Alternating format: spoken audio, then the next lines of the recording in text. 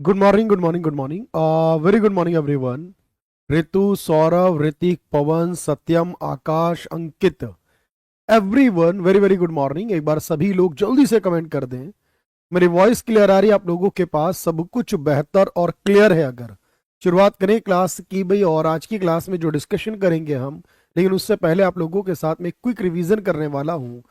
पिछली क्लास का जो डिस्कशन था हमारा, उस पर बेस्ड मैं आपसे 5 सवाल करूंगा। आप कोशिश करिए कि उन 5 सवालों के जवाब दें मुझे।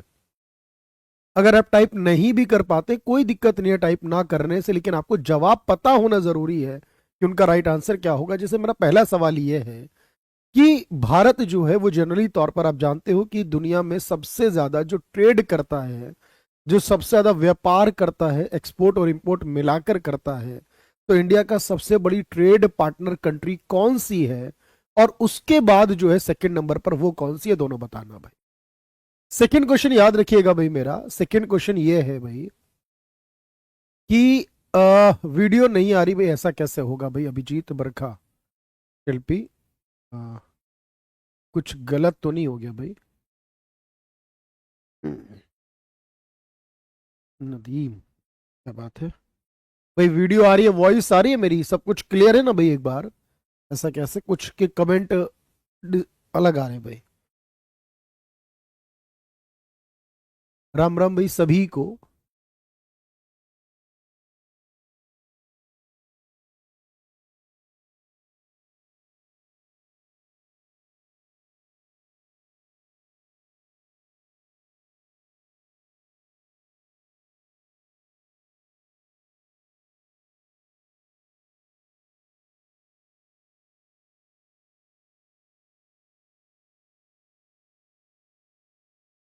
चलिए भाई, तो होपफुली सब कुछ बेटर है, सब कुछ क्लियर है भाई। मेरे 5 सवाल पूछ रहा था, तो आपको बताना है कि जो इंडिया का फॉरेन ट्रेड है भाई, इंडिया का जो विदेशी व्यापार है, वो सबसे ज्यादा किसके साथ और उसके बाद किसके साथ आता है। अच्छा, दूसरी क्वेश्चन की मेरी बताइएगा भाई मुझे। और सेकंड पॉइंट ये है कि करेंसी को डिवैल्यूएट करते हैं, जब हम करेंसी की वैल्यू को डिक्रीज करते हैं, तो इसका क्या बेनिफिट होता है और इंडिया ने कितनी बार किया है। तीसरा ये बताएं मुझे कि एक देश के पास जो फॉरेन रिजर्व होता है, एक देश का जो विदेशी भंडार होता है, उसमें क्या क्या शामिल होता है। चौथा मुझे बताएंगे एक देश की करेंसी का और दूसरे देश की करेंसी जो होती है सर, उसके बीच का जो रिलेशन है, जो एक्सचेंज रेट होता है, वो कौन डिसाइड करता है। और पांचवा सवाल मुझे बताएंगे कि अगर ट्रेड के पॉइंट ऑफ व्यू से बात की जाए, अगर बैलेंस ऑफ ट्रेड को देखा जाए, एक्सपोर्ट और इंपोर्ट को देखा जाए, तो भारत कैसा देश है, भारत को हम किस तरह की इकोनॉमी कहते हैं। चलिए, अच्छा वॉइस आ रही है, वीडियो ऐसा ऐसा कुछ नहीं, सब कुछ बेहतर होगा। 1-2 मिनट वेट कर लिया करिए। चलिए, मेरे 5 सवालों के जवाब जल्दी से फिर शुरू करूंगा आज की क्लास में। तो आप कहेंगे सर सबसे ज्यादा ट्रेड भारत वाले यूएसए से आप करते हैं और उसके बाद चाइना का नंबर आता है। सेकेंड नंबर ये है हमारे पास कि जो डिवैल्यूएशन है, करेंसी की वैल्यू को रिड्यूस करना, इससे एक्सपोर्ट बढ़ता है, इंपोर्ट कम होता है, और भारत ने 3 बार आज तक डिवैल्यूएशन किया है। चलिए कोई बात नहीं है। तीसरा सवाल था मेरा कि जो फॉरेन रिजर्व होता है उसमें क्या क्या शामिल करते हैं सर। उसमें गोल्ड करते हैं, फॉरेन करेंसीज करते हैं, एसडीआर करते हैं, और रिजर्व करते हैं आईएमएफ के अंदर। चौथा सवाल था मेरा कि हमने यहां पर बात की है सर कि इंडिया कैसा देश है। याद रखना, इंडिया जो है वो एक ट्रेड डेफिसिट कंट्री है। क्यों? क्योंकि इंडिया का एक्सपोर्ट जितना है उससे ज्यादा इंडिया का इंपोर्ट है, एक्सपोर्ट से ज्यादा इंडिया का इंपोर्ट है, इसलिए डेफिसिट में है, घाटे में है। और पांचवा सवाल था मेरा कि कैसे डिसाइड किया जाता है जनरली तौर पर रेट क्या होगा। सर 2 तरीके हैं। अगर फिक्स्ड वाला कॉन्सेप्ट है तो वहां पर सेंट्रल बैंक डिसाइड करेगा, यानी आरबीआई तय करेगा। और फ्लेक्सिबल वाला है, फ्लोटिंग वाला, जो इंडिया में होता है, तो अगर हम बात करें उसमें वहां पर डिमांड और सप्लाई के माध्यम से होगा। अभी बाकी के डाउट बाद में लूंगा भाई, पहले टॉपिक पर आ रहा हूं। क्वेश्चन कराने वाला हूं आज मैं, आज क्या पढ़ाने वाला हूं उसको समझिएगा ध्यान से। आज हम बात करेंगे सर इकोनॉमिक प्लानिंग के बारे में, आर्थिक नियोजन के बारे में। आपके और जो डाउट है वो भी मैं लूंगा भाई, लेकिन उससे पहले मैं एक ही चीज कहता हूं, हमेशा क्लास में कहता हूं, सिर्फ मेरी बात को बहुत ध्यान से सुनिए। कोई कमेंट मत करिए, कोई कमेंट मैं पढ़ूंगा भी नहीं कुछ देर के लिए। सिर्फ मेरी बात को सुनिएगा ध्यान से, और आपका एक एक चीज जो है वो आपकी क्लियर होनी चाहिए।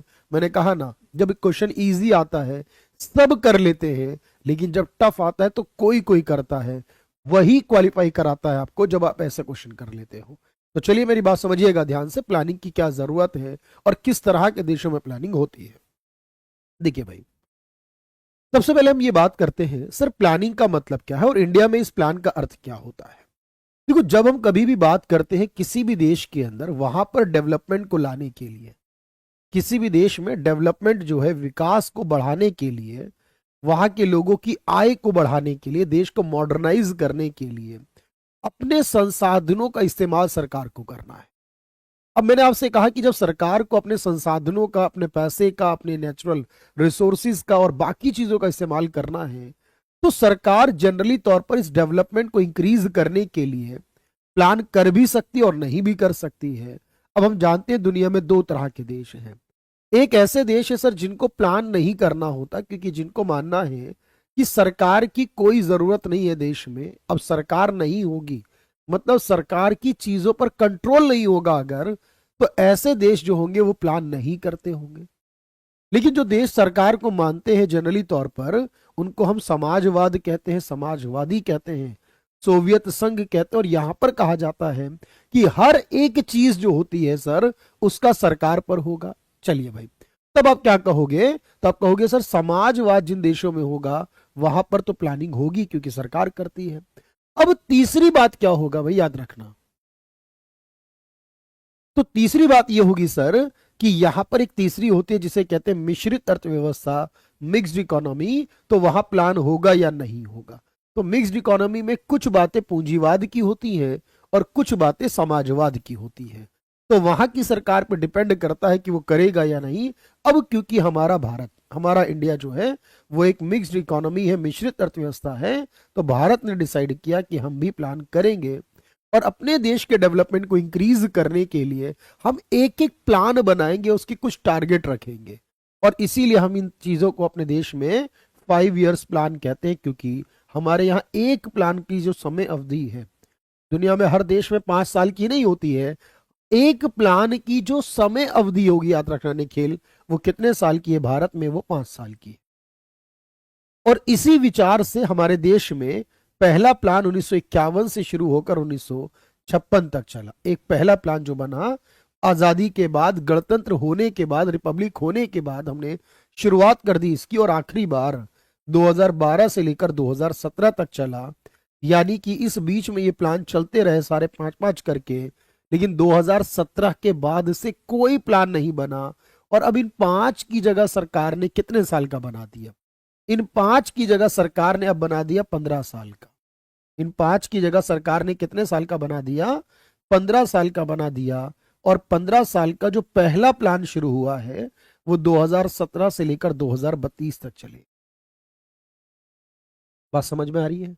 तो अब तक जो चल रहा था वो 5 साल का था, अब जो चल रहा है वो 15 साल का चल रहा है 2017 के बाद से। अच्छा, एक और बात याद रखना सर, ये प्लान बनाना, ये टारगेट बनाना, ये सब कुछ करना, ये जिसका काम है उसको कहते हैं प्लानिंग कमीशन, यानी कि योजना आयोग कहते हैं। ये जो प्लानिंग कमीशन था, योजना आयोग था, वो काम करता था, लेकिन ये 5 साल के बनाता था।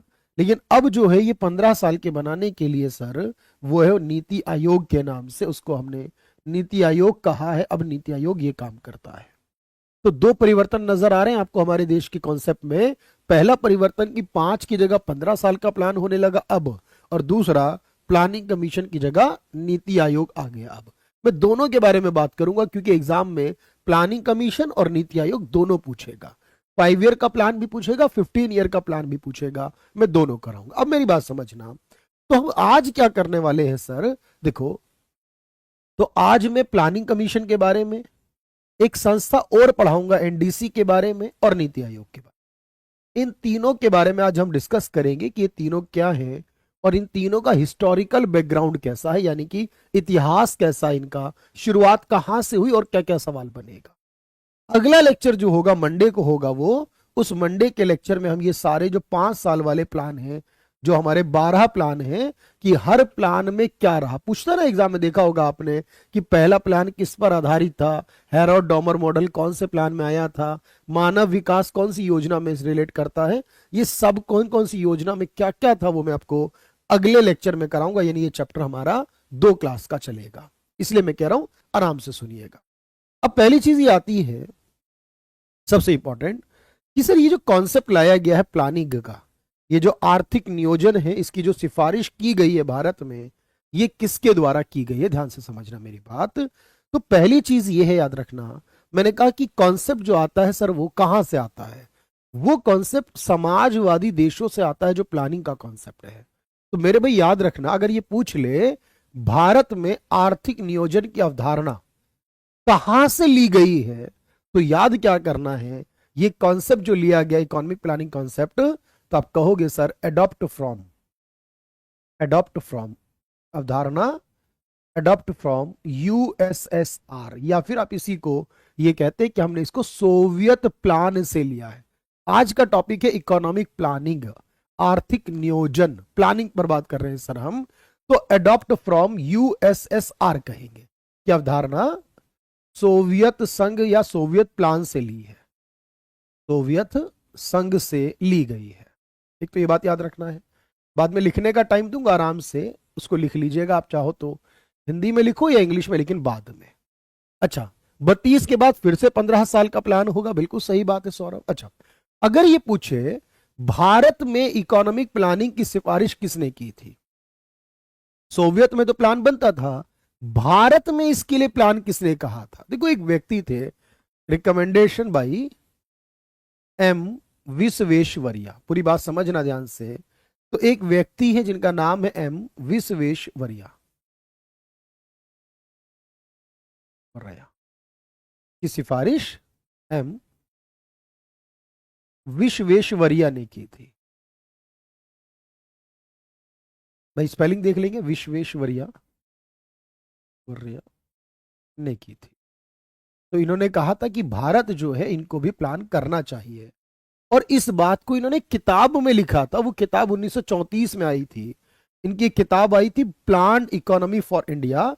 और याद रखना, इनकी इस किताब के बाद और इनकी रिकमेंडेशन के बाद ये सवाल अभी 2023 के क्वेश्चन पेपर में आया था कि भारत में, याद रखिएगा, भारत में जो प्लानिंग है उसका जन्मदाता किसे कहते हैं?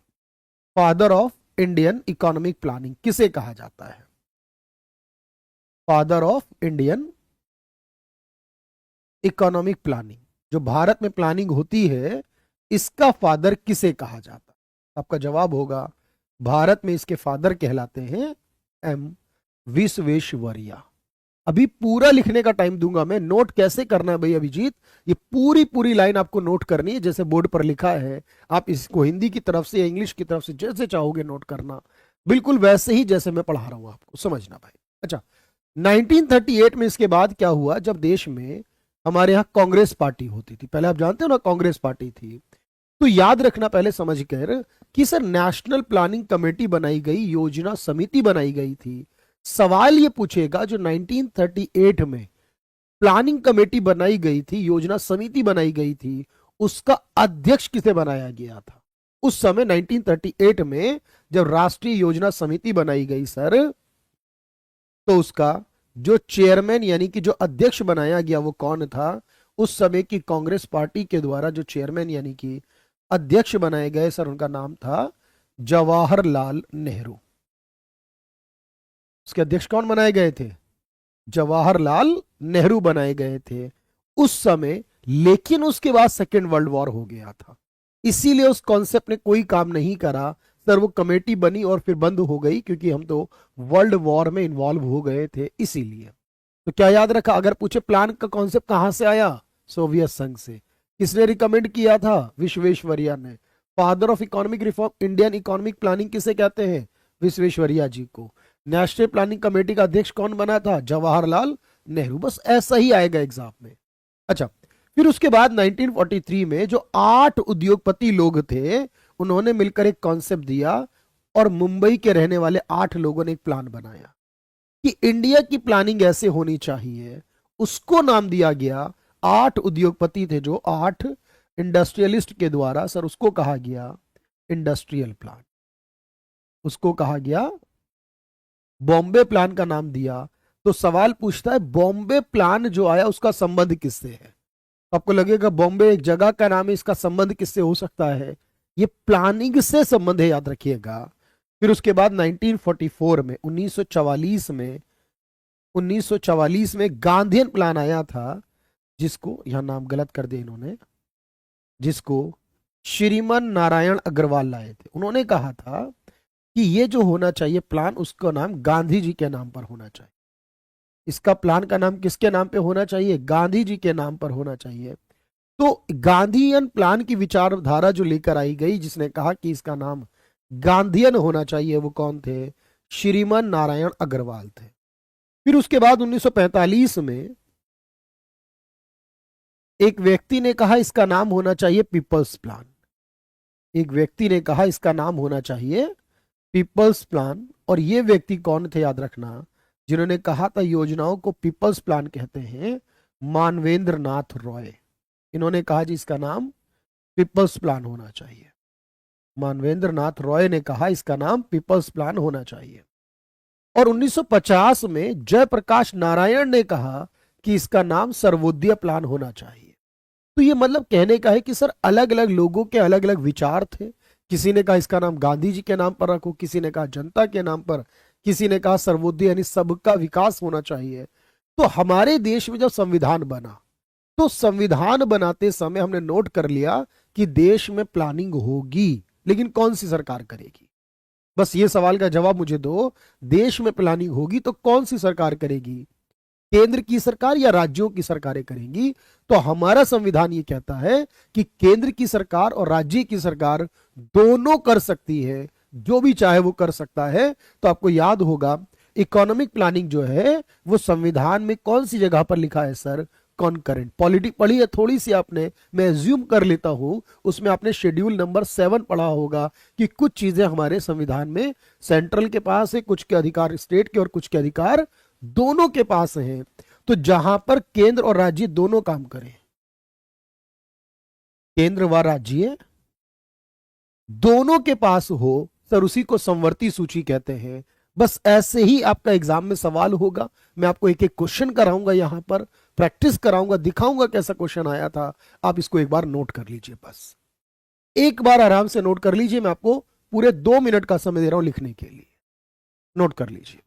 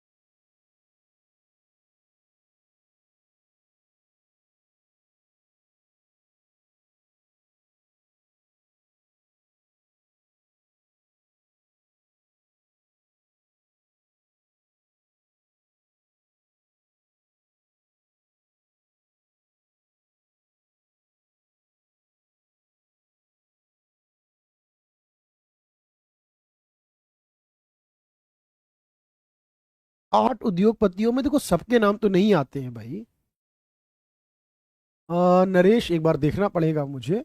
प्रवेश भाई की 8 उद्योगपति जो है उनमें से एक जहांगीर रतन टाटा और जीडी बिरला हैं, और भी बाकी लोग हैं, पर आठों के नाम आज तक कभी नहीं पूछे गए। ठीक है। तो 8 उद्योगपतियों ने मिलकर बताया कि कैसा प्लान बनना चाहिए। मुंबई के रहने वाले थे वो, इसीलिए उसका नाम बॉम्बे हो गया। एक ने कहा सर्वोदया, एक ने कहा गांधीयन, एक ने कहा पीपल्स प्लान, और हमारे संवर्ती सूची में ये आता है। चलिए नरेश एक बार चेक करेंगे, आपकी बात को देखेंगे भाई।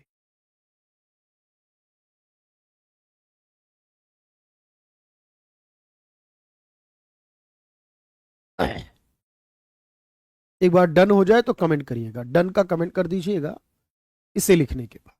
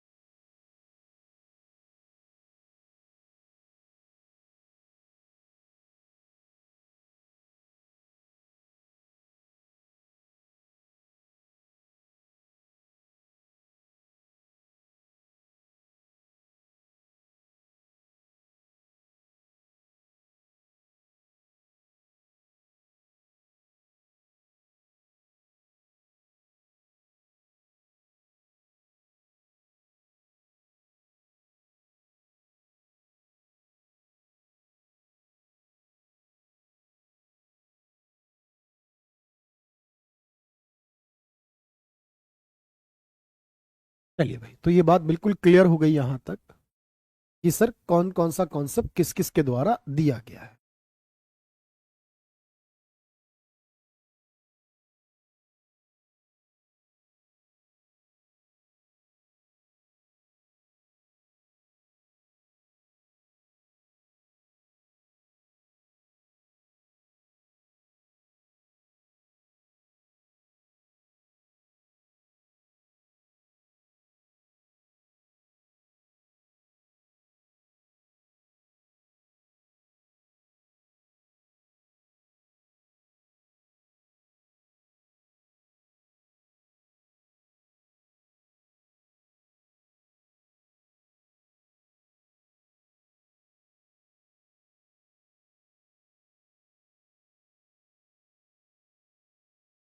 चलिए भाई, तो संवर्ती सूची फिर से बताता हूं, दोबारा सुनना।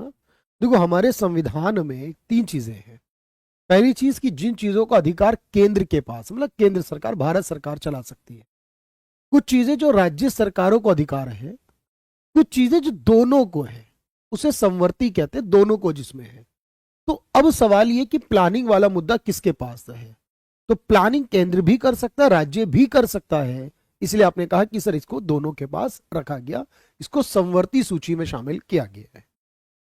अब मेरी बात को बहुत ध्यान से सुनिएगा, मैंने कहा ना पूरा कंसंट्रेशन इधर होना चाहिए। अब देखो, हमारे पास एक योजना आयोग बनाया गया, प्लानिंग कमीशन लाया गया, योजना आयोग बनाया गया, इसे आयोग कहते हैं, योजना आयोग। ठीक है, प्लानिंग कमीशन। देखो, पहला सवाल यह है कि प्लानिंग कमीशन जो है इसकी स्थापना कब हुई है, यानी प्लानिंग कमीशन जो है इसको बनाया कब गया है। तो याद रखना, जो प्लानिंग कमीशन है हमारे देश में, यह बना था 15 मार्च 1950 को, और इसको बनाया गया था उस समय प्राइम मिनिस्टर के द्वारा। और आप जानते हैं उस समय हमारे देश के प्राइम मिनिस्टर कौन रहे होंगे 1950 में, क्योंकि 1947 से लेकर 1952 तक जो है वो जवाहरलाल नेहरू जी पीएम रहे। तो याद रखना, मैं सेम रहता है बिल्कुल ऋतु भाई। तो आप कहोगे सर 15 मार्च 1950 को प्रधानमंत्री जी ने इसकी स्थापना की थी। अब देखो, इसका मुख्यालय जो बनाया, हेड ऑफिस, वो दिल्ली में बनाया है।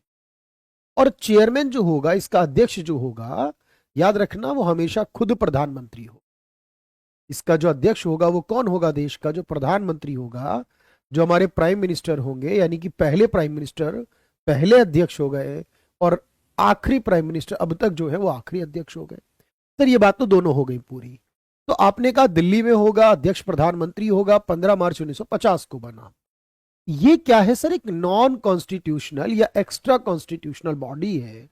नॉन कॉन्स्टिट्यूशनल का मतलब कि संविधान में किसी भी आर्टिकल में, ये कैसी बॉडी है, आप कहोगे सर ये नॉन कॉन्स्टिट्यूशनल है, यानी गैर संवैधानिक है।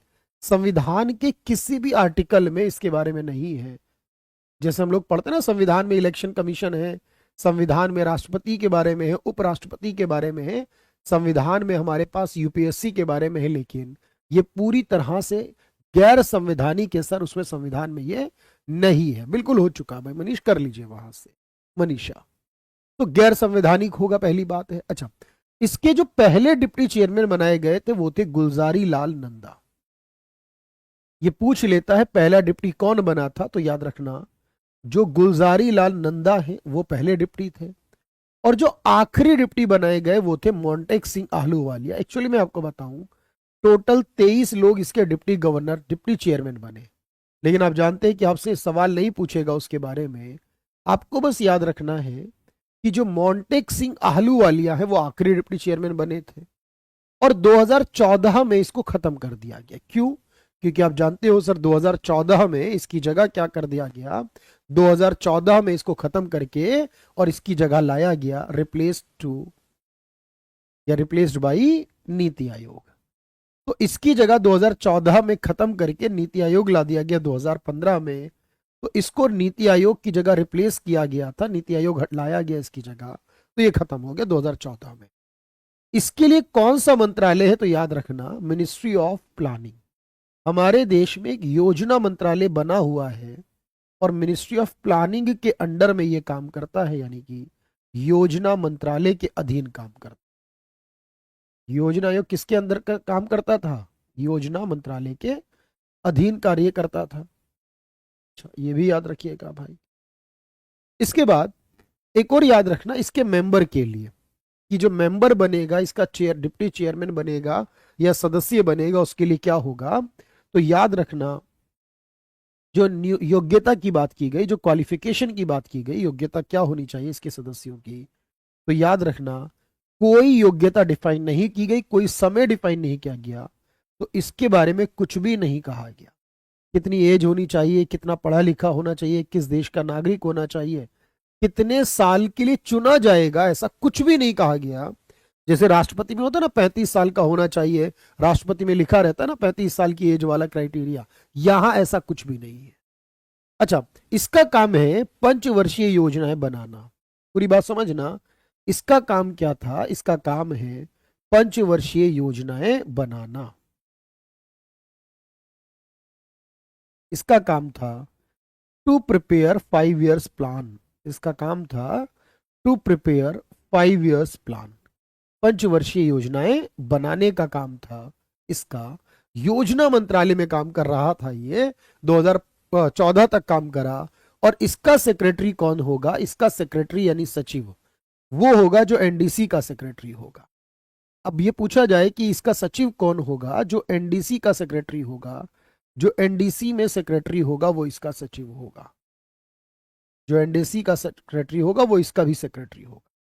तो सवाल ये बनेगा, सर हमने एक प्लान पढ़ लिया कि योजना बनाने के लिए काम करता है, असंवैधानिक और गैर संवैधानिक में इकोनॉमिक पॉइंट ऑफ व्यू से कोई डिफरेंस नहीं है, पॉलिटिकली पॉइंट ऑफ व्यू से डिफरेंस हो सकता है, लेकिन यहां इकोनॉमिक्स में असंवैधानिक या गैर संवैधानिक है कोई फर्क नहीं है।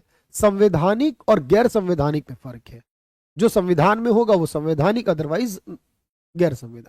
अब यहां पर एक और संस्था है जिसका नाम है एनडीसी, राष्ट्रीय डेवलपमेंट काउंसिल। अब इसका क्या मतलब है पहले समझो। यह बनाई गई 6 अगस्त 1952 को, और इसको भी बनाया है देश के पीएम के द्वारा। 1952 में 6 अगस्त को पीएम कौन था याद रखेंगे, तो जवाहरलाल नेहरू ही पीएम थे जी हमारे। 1964 तक जवाहरलाल नेहरू जी रहे। अभी कोमल मेरी बात सुनिएगा ध्यान से, तो 1952 में याद रखना इसको पीएम जी के द्वारा बनाया गया है, प्रधानमंत्री जी के द्वारा बनाया गया।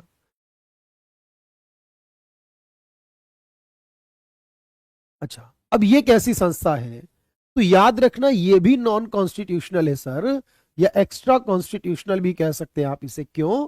क्योंकि इसको भी पीएम ने बनाया है, ये भी गैर संवैधानिक है, संविधान में इसके बारे में इंफॉर्मेशन नहीं है, गैर संवैधानिक।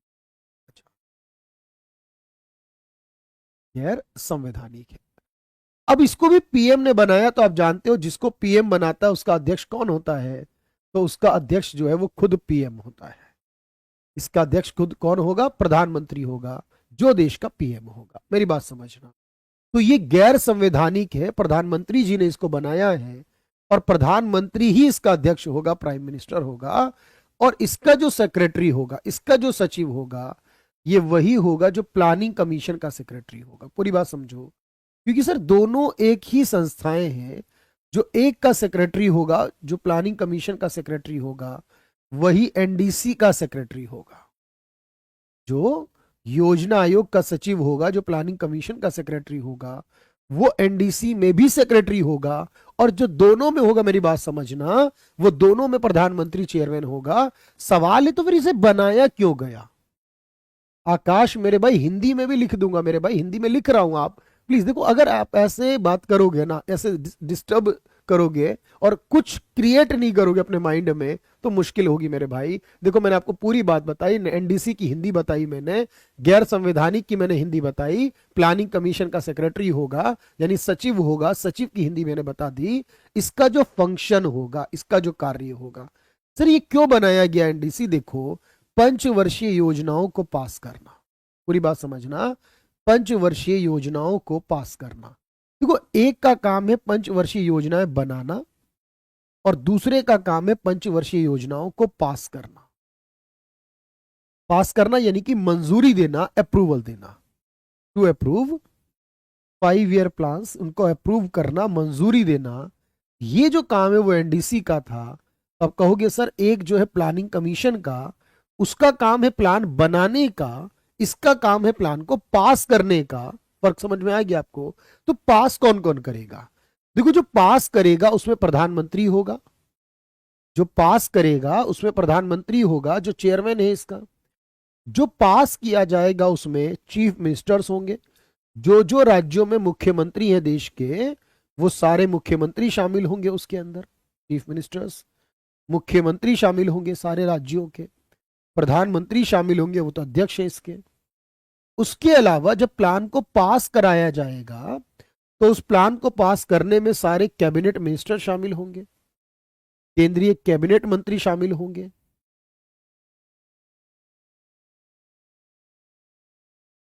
सारे कैबिनेट मिनिस्टर शामिल होंगे और केंद्र के कैबिनेट मंत्री शामिल होंगे और सारे प्लानिंग कमीशन के मेंबर भी होंगे। प्लानिंग कमीशन के जो मेंबर हैं वो भी शामिल होंगे। अब आप कहोगे सर प्लान बनाने का काम प्लानिंग कमीशन का है, लेकिन जब प्लान को पास करना होगा तो पास करने में प्रधानमंत्री भी होगा, मुख्यमंत्री भी होगा और मंत्री भी होंगे सारे। और प्लानिंग कमीशन के जो सदस्य हैं, मेंबर्स हैं, योजना आयोग के सदस्य वो भी होंगे।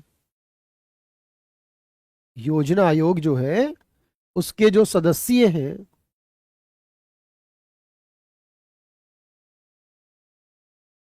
वो सारे के सारे शामिल होंगे। अब ये सब मिलकर पास करेंगे, मतलब ये विचार करेंगे राइट है, रॉन्ग है, क्या घटाना है, क्या बढ़ाना है। मतलब पास करने के लिए आप देखो ना, कोई कानून बनता है सर, कानून बनाकर संविधान में लाया जाता, संसद में लाया जाता है, फिर संसद में बहस चलती है, कुछ घटाया बढ़ाया जाता है, पास कर दिया जाता है। तो बस ये समझ लो, इसीलिए इसको देखो, एक बात कही गई, एनडीसी को लघु संसद भी कहते हैं। अगर ये पूछ ले कि लघु संसद किसे कहा जाता है, एनडीसी को लघु संसद यानी स्मॉल पार्लियामेंट भी कहा जाता है। क्यों कहा जाता है? क्योंकि सर पार्लियामेंट वो होती है जो किसी चीज को पास करती है, और ये भी एक तरह से पास कर रही है, तो एनडीसी को लघु संसद भी कहा जाता है।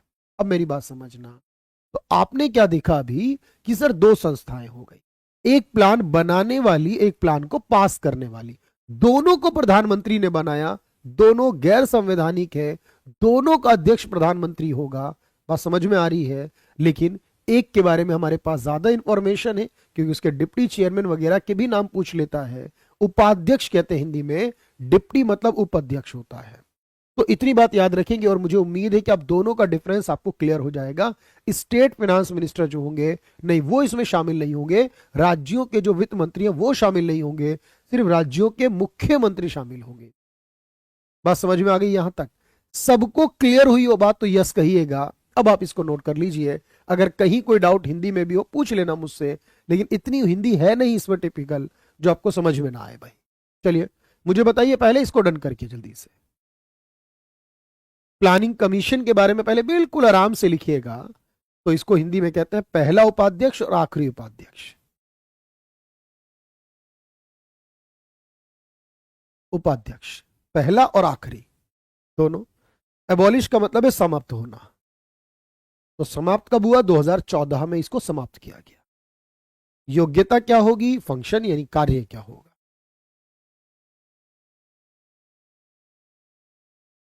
तो गुंजन कितना पढ़ा दिए भाई, ये सेकंड स्लाइड है आज की। अगर बात पढ़ाने की है तो स्लाइड सेकंड है, लेकिन समझा बहुत कुछ चुका हूं।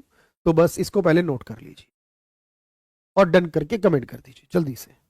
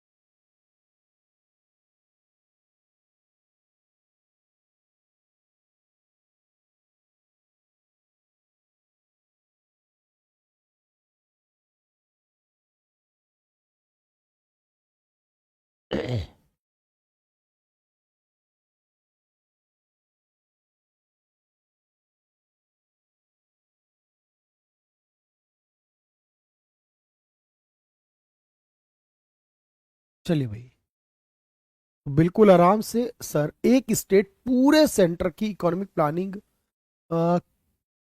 कर सकता है क्या? एक स्टेट नहीं कर सकता भाई। चाहत प्लान तो केंद्र सरकार बनाएगी, राज्य सरकार सहमति देगा, राज्य सरकार के मुख्यमंत्री उसको साथ सपोर्ट करेंगे।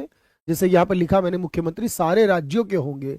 एक स्टेट पूरे सेंटर की प्लानिंग नहीं कर सकता, एक सेंट्रल पूरे देश की प्लानिंग कर सकता है, इसमें सारे राज्यों को शामिल कर लिया जाएगा।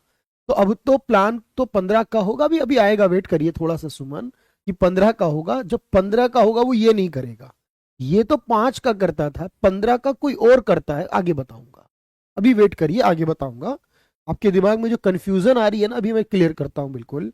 तो आपने कहा इसका काम है योजनाओं को बनाना, डन कर लिया सभी ने? ऋषि, अभिषेक, चाहत, सुमन, ललित, एवरीवन डन है भाई यहां तक? ठीक है भाई। आकाश, क्लियर है? कहीं कोई दिक्कत परेशानी हो पूछ लीजिएगा भाई, कहां से परेशानी है। तो इसके उपाध्यक्ष के बारे में, पहला और आखिरी उपाध्यक्ष कौन बना? आगे बढ़ रहे हैं सर, अगले पॉइंट पर आते हैं। बिल्कुल आराम से नोट करिएगा इसे, नेक्स्ट वाले को। एनडीसी, नेशनल डेवलपमेंट काउंसिल के बारे में, कब बना है, कहां पर है, अध्यक्ष कौन है, सेक्रेटरी कौन है, काम क्या है, इसे क्या कहा जाता है,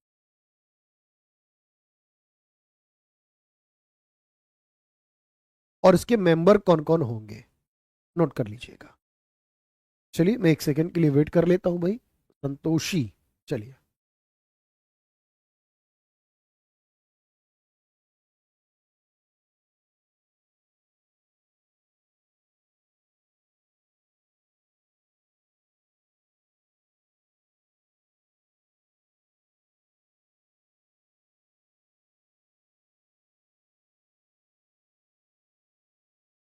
ममता एक सवाल कर रही है, आगे बढ़ते हैं। इकोनॉमिक प्लानिंग में 1938 के राष्ट्रीय योजना समिति के चेयरमैन सुभाष चंद्र बोस है? नहीं, गलत है भाई। सुभाष चंद्र बोस 1938 में कांग्रेस के अध्यक्ष हैं, कांग्रेस के प्रेसिडेंट थे। उन्होंने जवाहरलाल नेहरू को इस प्लानिंग कमेटी का चेयरमैन बनाया था। तो सीएम एडवाइज कर सकते, मना नहीं कर सकते, एडवाइज मतलब रिकमेंड कर सकते हैं, एडवाइज कर सकते हैं, सलाह दे सकते हैं, परिवर्तन करा सकते हैं उसमें, वो होगा। तो ये गलत पढ़ा आपने ममता, ये दो अलग अलग चीजें हैं। राष्ट्रीय योजना समिति का अध्यक्ष अलग है, उसको बनाने वाली कांग्रेस पार्टी के अध्यक्ष अलग है, ये फर्क समझिए। तो एनडीसी पर आ जाइए, नेशनल डेवलपमेंट काउंसिल पर आ जाइए। ये भी गैर संवैधानिक है, प्रधानमंत्री इसका चेयरमैन होगा, प्लानिंग कमीशन का सेक्रेटरी ही इसका सेक्रेटरी होगा, पंचवर्षीय योजनाओं को पास कराया जाएगा, और लघु संसद भी इसे कहा जाएगा। इसको एक बार डन कर लीजिए भाई।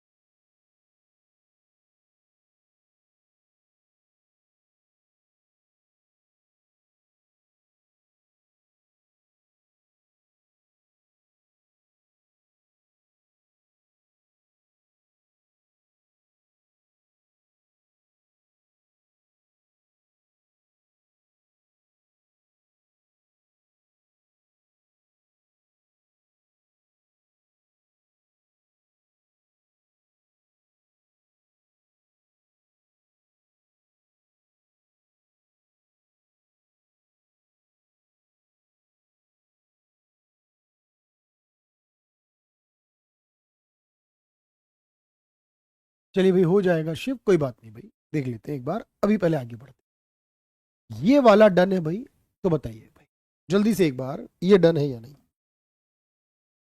अच्छा, इसके बाद अब क्या हुआ सर, अब हमने नीति आयोग बना लिया, ये वाला हमने अब रोक दिया, क्योंकि सर अब प्लानिंग कमीशन नहीं, अब एनडीसी भी नहीं है। अब हमने नीति आयोग बना लिया, अब नीति आयोग के बारे में पूछे, मैं एक एक करके आपको बताऊंगा उसके बारे में। इसको डन कर लिया आप सभी ने, लगभग कमेंट आ रहा है आपका, कुछ रह जाए तो लिख लीजिएगा, कोई दिक्कत नहीं है भाई, नोट्स का इंतजार मत कीजिए, क्योंकि नोट्स नहीं है भाई, क्लास में लिखी है उसे चीजों को। अच्छा, अब देखो नीति आयोग, पहले समझो नीति की फुल फॉर्म क्या है, और नीति आयोग की जो स्थापना है, जो इसकी स्थापना है, फॉर्म्ड है, ये कब की गई है। तो नीति आयोग 1 जनवरी 2015 को बनाया है पीएम ने, भाई प्राइम मिनिस्टर, याद रखना है। तो जो पीएम है हमारे, प्रधानमंत्री हैं 2015 में, कौन थे आप जानते हो, नरेंद्र मोदी जी के द्वारा प्रधानमंत्री हैं उस समय 2015 में, 1 जनवरी 2015 को बनाया। अब पीएम ने बनाया तो ये कैसा होगा आप जानते हो सर, जब पीएम कोई संस्था को बनाए तो वो होती है नॉन कॉन्स्टिट्यूशनल, यानी कि उसको हम हिंदी में कहते हैं गैर संवैधानिक। तो ये कैसी संस्था होगी आप कहोगे सर, इसे गैर संवैधानिक होगी, प्रधानमंत्री ने बनाया है, मोदी जी ने। इसका मुख्यालय कहां पर होगा, तो ये नई दिल्ली में होगा, क्योंकि सरकारी चीजें दिल्ली में होती हैं। इसका अध्यक्ष कौन होगा, इसका चेयरमैन कौन होगा, अब जिसको प्रधानमंत्री बनाता हो, याद रखना उसका अध्यक्ष खुद पीएम होता है।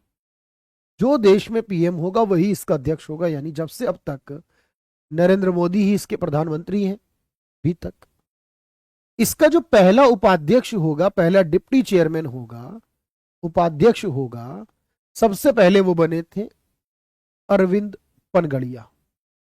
इसके जो पहले बने थे उनका नाम था अरविंद पनगड़िया,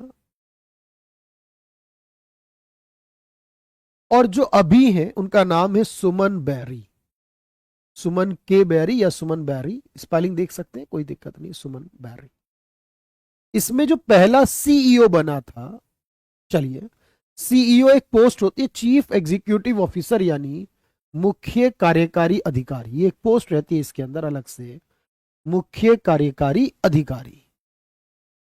तो जो मुख्य कार्यकारी अधिकारी होगा, पहला सीईओ होगा, वो बने थे सिंधु श्री खुल्लर।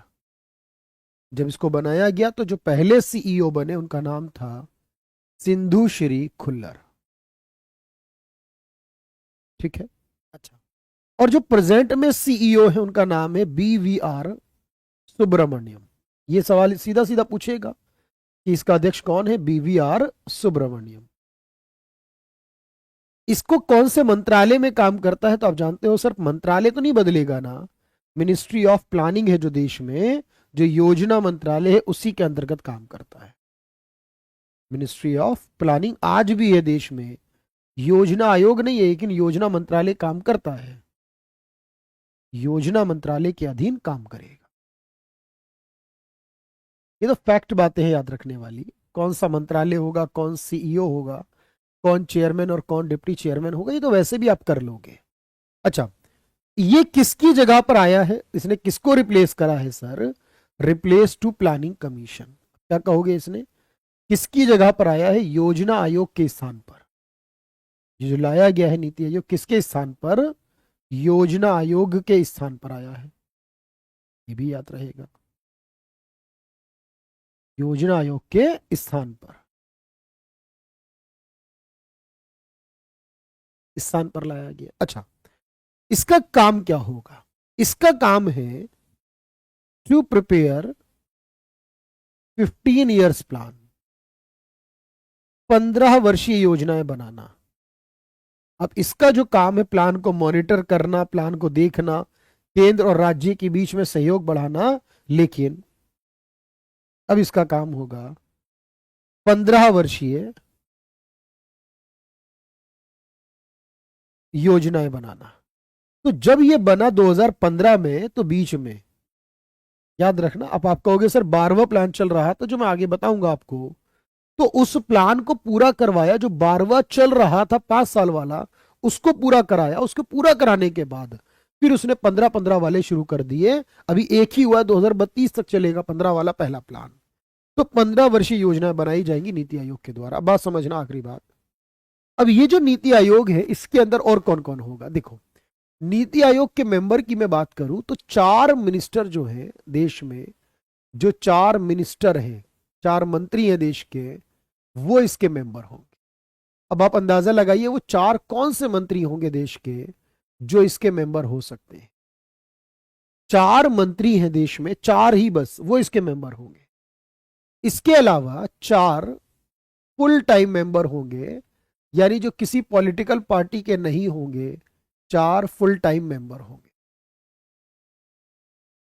पूर्णकालिक सदस्य, यानी जो 5 साल के लिए चुने जाएंगे, पूर्णकालिक सदस्य, फुल टाइम मेंबर। वो भी कितने हैं? 4 हैं। उसमें अभी कौन बना है वो बताऊंगा मैं आपको, लेकिन ये 4 हैं फुल टाइम मेंबर। इसके अलावा सारे राज्यों के मुख्यमंत्री, ऑल चीफ मिनिस्टर, सारे राज्यों के मुख्यमंत्री जो होंगे वो इसके मेंबर होंगे। सभी मुख्यमंत्री के मेंबर होंगे। बाकी की जरूरत पड़ने पर भी मेंबर बना सकते हैं, याद रखना। अच्छा, इसके मेंबर की बात कीजिए तो मेंबर की जो क्वालिफिकेशन होगी, जो इसके मेंबर बनेंगे उनकी जो योग्यता होगी, इसके मेंबर की जो क्वालिफिकेशन होगी,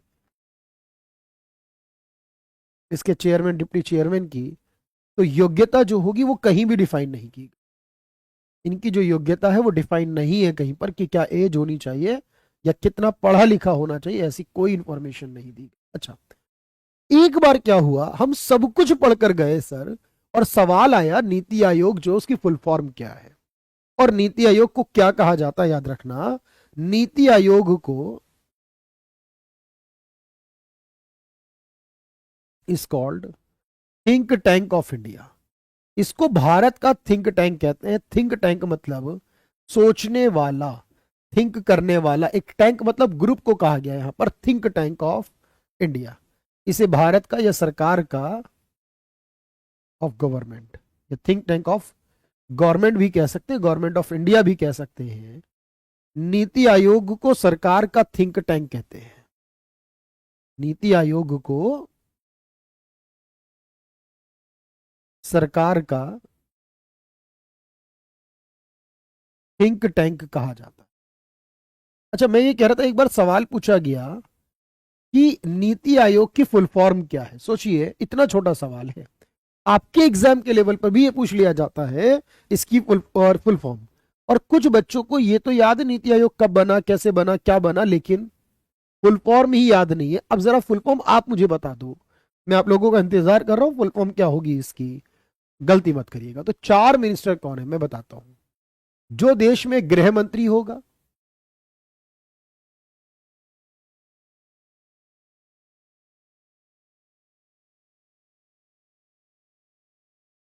जो देश में फिनांस मिनिस्टर, जो देश का वित्त मंत्री होगा, जो देश में डिफेंस मिनिस्टर,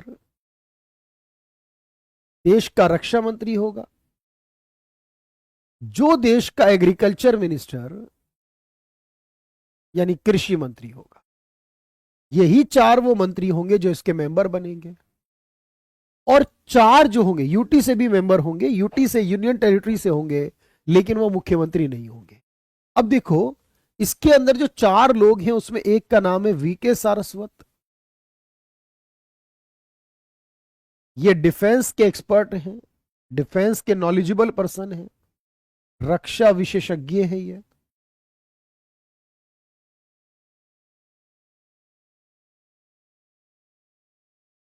रक्षा विशेषज्ञ। अच्छा, दूसरे जो है हमारे पास वो है रमेश चंद्र,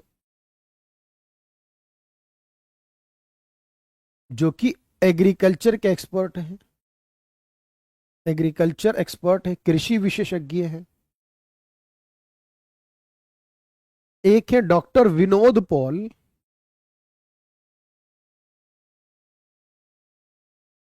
जो हेल्थ के एक्सपर्ट हैं, यानी स्वास्थ्य विशेषज्ञ हैं, और एक है Arvind विरमाणी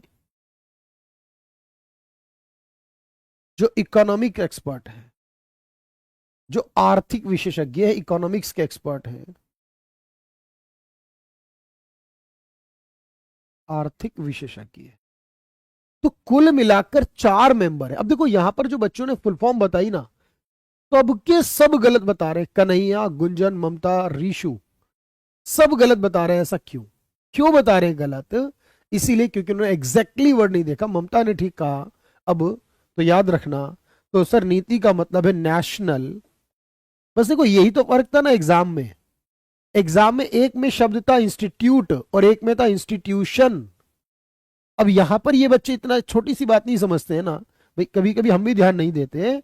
national Institution for Transforming India, India,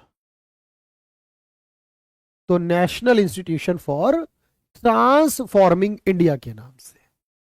तो इसलिए याद रखिएगा ये छोटी सी गलती है। अब इसको नोट कर लीजिए पहले कि कौन इसका चेयरमैन है, क्या करेगा, कितने साल के लिए बनेगा, एक बार डन कर लीजिए। एक बार इसे डन कर लीजिए भाई सभी लोग।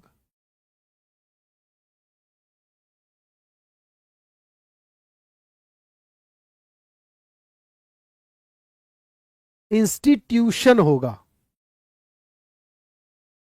बस ये फर्क है। और ये एग्जाम में इतना छोटा सा डिफरेंस ऑलरेडी आया हुआ है, याद रखना।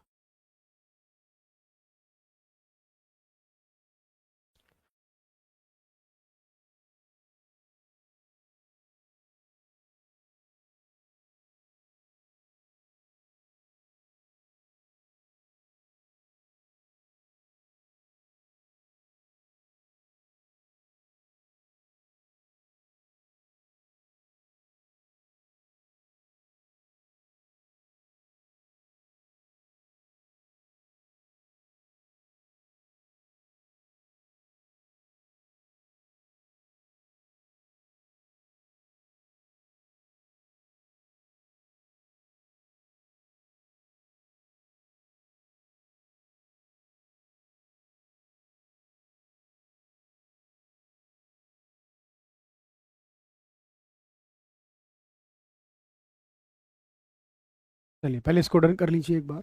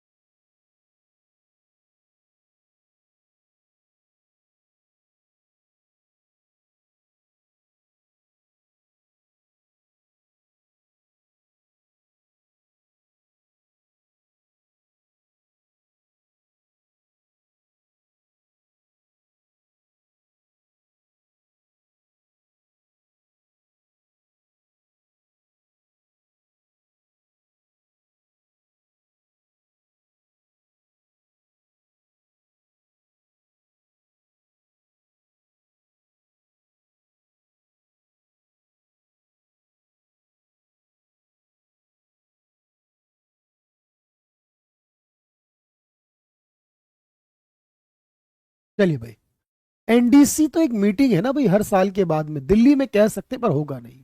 चेयरमैन का टेन्योर और उसकी क्वालिफिकेशन डिफाइन नहीं है, ना क्वालिफिकेशन ना टेन्योर, कोई डिफाइन नहीं है सर उसमें। आगे वाली स्लाइड को दिखाइए सर। बिल्कुल, आज के लिए मैं इतना ही रख रहा हूं। आज मैंने आपको ये कॉन्सेप्ट सिखा दिए हैं। अगली क्लास में देखो, यहां पर एक सरकार को ये लगता है कि हम जो प्लान करते हैं भाई, हर एक सरकार का अपना पॉइंट ऑफ व्यू होता है प्रीतम।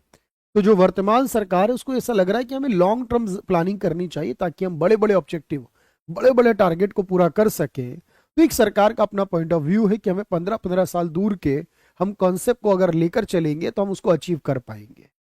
तो ये एक कॉन्सेप्ट है, यहाँ पर सरकार ने इसको बताया अपने हिसाब से। और ये सारी इंफॉर्मेशन लेकिन अगला लेक्चर जब मैं लूंगा आप लोगों का तब मैं क्या कराऊंगा, ये जो 12 योजनाएं बनी, हर एक योजना में क्या क्या हुआ, हर एक योजना में क्या क्या हुआ है वो मैं आपको बताऊंगा। देखो एनडीसी जो है, नेशनल डेवलपमेंट काउंसिल, जिसकी बैठक प्लान पास करने के लिए होते हैं, उसका चेयरमैन, अगर उसका ऑफिस अगर आप लिखोगे तो दिल्ली में लिखोगे, अदरवाइज मत लिखिए उसे, ठीक है, दिल्ली में हो जाएगा। तो अगले क्लास में मिलेंगे, तो याद करके आइएगा सब कुछ, नेक्स्ट टाइम पढ़ाऊंगा। Thank you everyone, thank you so much.